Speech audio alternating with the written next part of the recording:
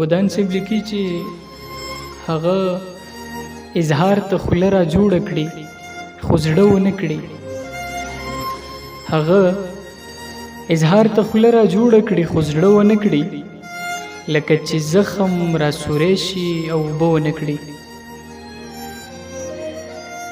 او دا خو مینو ته جانان جانان خبرې کوي.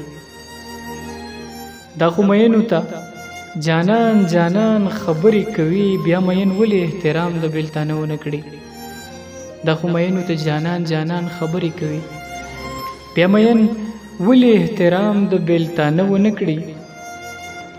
او هغه خبر کړی د بیبي د خولې خبره یې ده، هغه خبر کړی د بیبي د خولې خبره یې ده.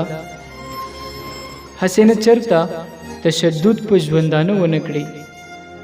هغه خبر کړی د بیبي د خولې خبره یې ده، هسې نه چرته تشدد په ژوندانه ونه کړي. او خلق په مونږ تبصرې وکړي، قصې وکړي، خو څوک هم رده په دې نیمګړي دیواله ونه کړي.